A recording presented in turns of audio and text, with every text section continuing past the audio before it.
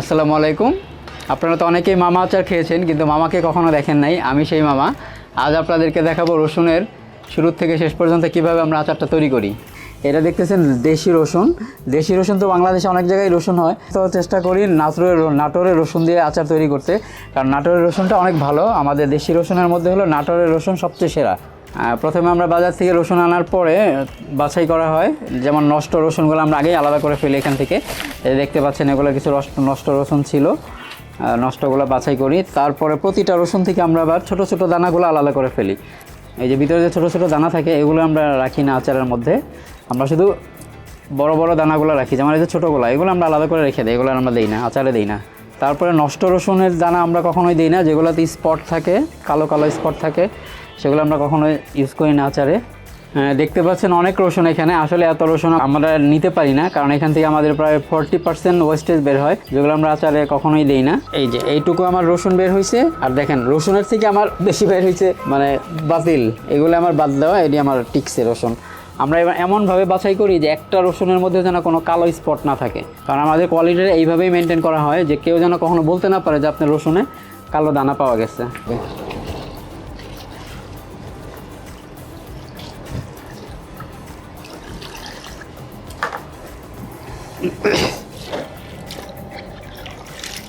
দেখেন রসুনও কিন্তু অনেকবার ধুইতে হয়। যখন এটা ভিজাবেন তখন দেখবেন যে একটু কিছু কিছু খোসা এর মধ্যে চলে আসে, যেটা আপনার শুকনা থাকতে দেখা যায় না, ভিজানোর পরে আসে। আমি দেখাই আপনাদের যে কীভাবে খোসাটা আসে।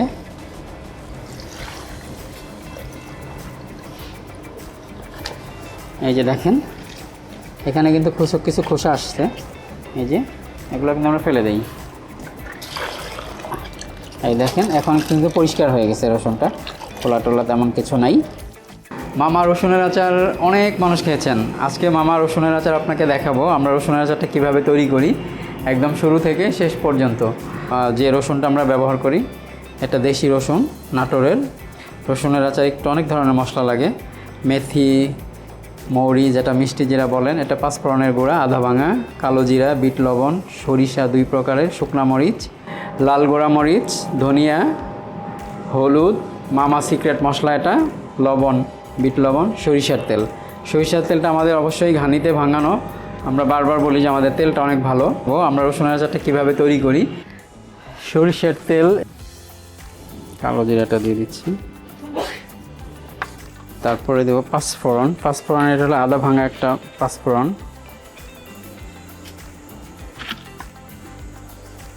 একটা শুকনো মরিচ দিয়ে দিচ্ছি,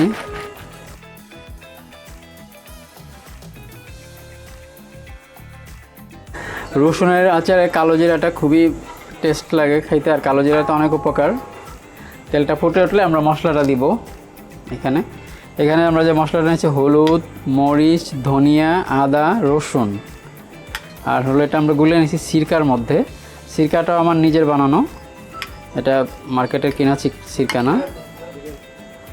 হ্যাঁ, এখন আমরা মশলাটা দিয়ে দিচ্ছি।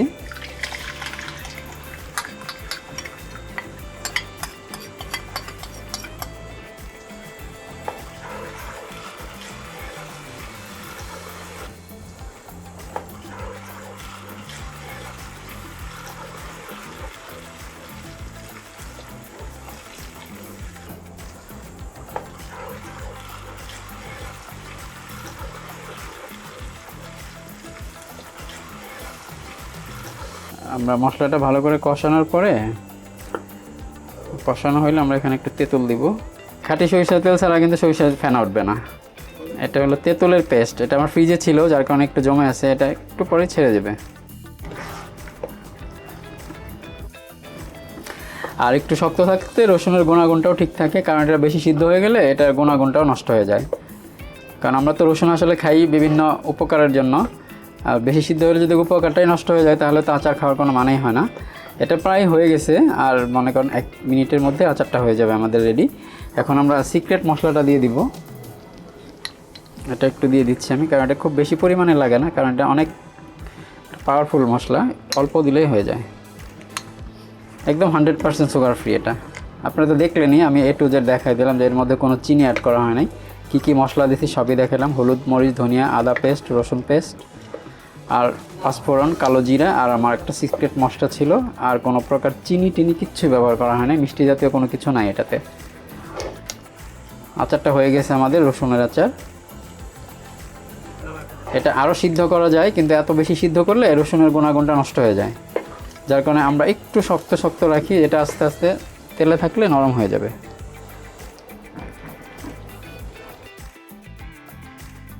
আর আচারটা হোমমেড আচার, 100% হোমমেড। এটা কোনো রোদে দেওয়ার দরকার নাই, ঘরেই রাখবেন, ফ্রিজে রাখার দরকার নাই। নর্মাল টেম্পারেচারে সাধারণত রসুনের আচার 1-2 বছরেও নষ্ট হয় না। আমরা 1 বছরের দিয়ে থাকি যে 1 বছর পর্যন্ত রাখে খাইতে পারবেন, কিন্তু সেক্ষেত্রে কিছু নিয়ম মানতে হবে। আপনি আচারটা যখন বয়াম থেকে নিবেন তখন চেষ্টা করবেন যে আপনার আচারের যে চামচটা ব্যবহার করছেন সেটা যেন শুকনো থাকে।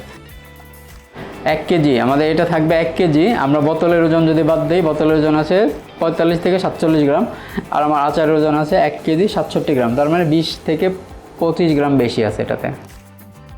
আর কোয়ালিটির ব্যাপারে তো মামা আচার কখনোই কম্প্রোমাইজ করে না। আর কোনো সমস্যা হলে, আচারে যদি কখনো কোনো প্রবলেম হয় যে আমরা আচারের টেস্ট ভালো না বা আচারে কোনো গন্ধ বা কোনো একটা সমস্যা হলে আমাদেরকে জানাইলে আমরা সাথে সাথে এটা রিপ্লেস করে দিব।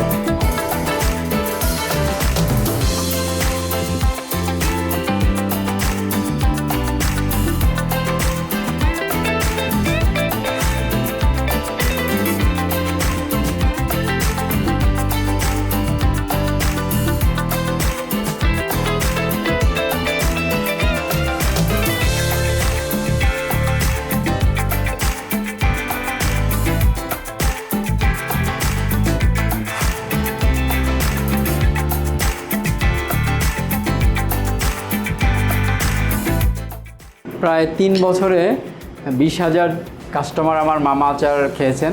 এর মধ্যে মাত্র একটা কমপ্লেন আমাকে করেছিল যে ওনার আচারে একটু প্রবলেম। আমি সাথে সাথে ওটা ওনাকে চেঞ্জ করে দিছি যে আপনার 1 টাকাও লাগবে না, আপনাকে আমি নতুন আচার পাঠিয়ে দেবো, আপনাকে ওটা রিটার্নও দিতে হবে না। আমি ওনাকে পাঠিয়ে দিছি পরের দিনই। আপনাদেরও যদি রসুনের আচারের ব্যাপারে কোনো কমপ্লেন থাকে আমাকে ফোন করতে পারেন, বা আমাদের হোয়াটসঅ্যাপ নাম্বার আছে, অনেক কিছুই আছে, আপনারা পেজে যোগাযোগ করতে পারেন। যে কোনো প্রবলেম হোক, আচার নষ্ট হোক বা আচার আপনার কোনোভাবে খেতে পাচ্ছে না, আমরা সাথে সাথে রিটার্ন নিয়ে নেব, অথবা আপনি চাইলে আমরা নতুন আচার আপনাদেরকে পাঠিয়ে দেবো।